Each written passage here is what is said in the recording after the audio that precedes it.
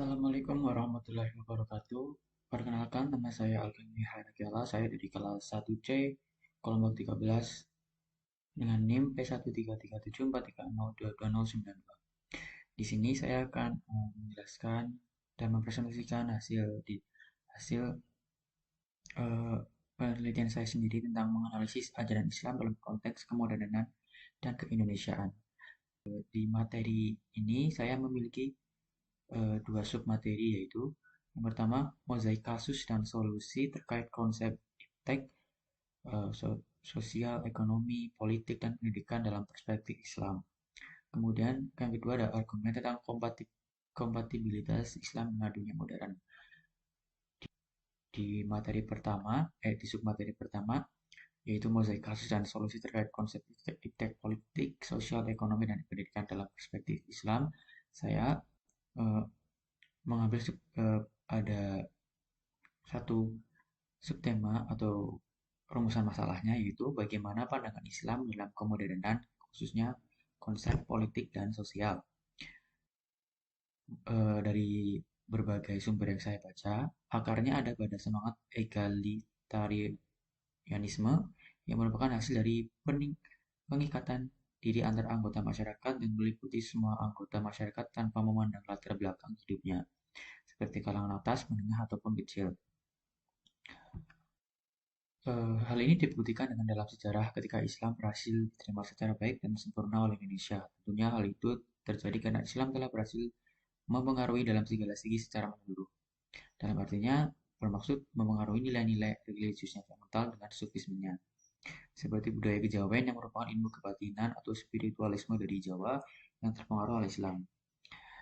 Jika kita hubungkan dengan perumusan para nilai-nilai Pancasila, menurut Nurholis Majid mengatakan bahwa kita akan segera menemukan unsur-unsur Islam dalam konsep tentang adil, adab, rakyat, hikmat, musyawarah, dan wakil. Sebagaimana kita ketahui, kata-kata yang terdapat dalam Pancasila sebagian berasal dari bahasa Arab seperti adil, adab, hikmat, musyawarah merupakan konsep utama yang terdapat dalam ajaran Islam. Materi kedua dengan sub, maksudnya rumusan masalahnya itu dengan materi argumen tentang kompatibilitas Islam dengan dunia modern, saya merumuskan masalahnya dengan sebuah pertanyaan, bagaimanakah ajaran modern Islam beradaptasi dengan perkembangan di zaman modern seperti ini?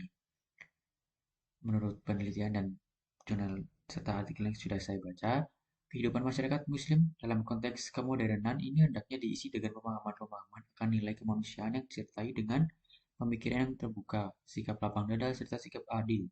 Hal tersebut menunjukkan bahwa pemikiran-pemikiran Islam senantiasa bersifat kontekstual, mampu mengisi berbagai aspek dalam kehidupan manusia modern ini. Salah satu contohnya seperti konsep Pancasila yang menjadi ideologi dan filosofi kenegaraan dalam membangun keadilan sosial di Indonesia. Sikap terbuka dan demokratis menjadi konsekuensi logis bagi masyarakat Muslim Indonesia. Sekalipun dalam realitas sosialnya, konsep masyarakat yang berperadaban masih jauh dari kenyataan. Masyarakat yang berperadaban adalah masyarakat yang dicita-citakan, menurut Nurholis Majid, agar manusia dijauhkan dari sikap-sikap yang diskriminatif. Dua ajaran Islam di tengah krisis moralitas, etika politik, dan keadilan sosial di dunia modern termasuk di negeri mayoritas Islam, hendaknya aktif membaca ulang di setiap pergulatan arus kehidupan zaman, terutama pada konteks Indonesia. Nurholis Majid juga beranggapan bahwa adanya berbagai bentuk kemodernan dalam perkembangan ilmu pengetahuan dan pemikiran hendaknya tidak menjadi alasan bagi Islam untuk kehilangan pandangan-pandangan kreatifnya dalam menyikapi berbagai persoalan yang ada. Apabila hal tersebut terjadi, umat Islam dianggap telah melepaskan tugas sucinya sebagai saksi Tuhan dalam kehidupan ini. Padahal dalam dinamika seperti ini, hendaknya ajaran nilai Islam tidaklah surut, melainkan harus bangkit dan didukung dengan cita-cita Islam yang memperjuangkan kemanusiaan serta menegakkan rasa keadilan dan sikap seimbang.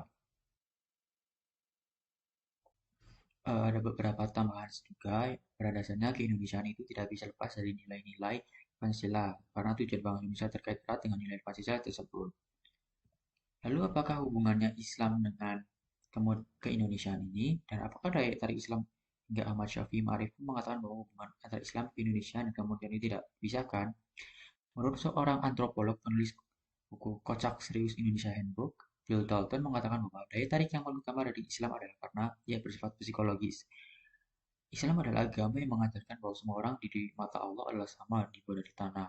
Tak seorang pun dibenarkan untuk diistimewakan sebagai lebih unggul.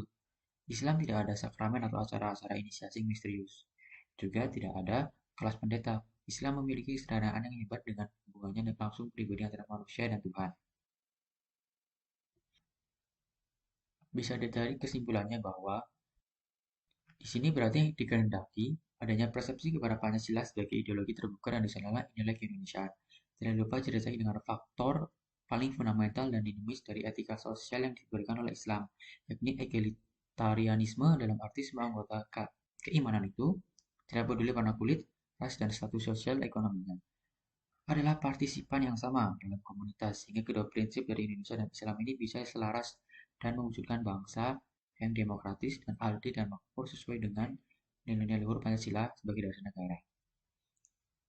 Ya, itu tadi adalah presentasi dari saya tentang materi mozaik menganalisis ajaran Islam dalam konteks kemodernan dan keindonesiaan dari beberapa sumber yang saya baca dan pelajari. Apabila ada salah kata dan kurang kata, saya mohon maaf. Wassalamualaikum warahmatullahi wabarakatuh.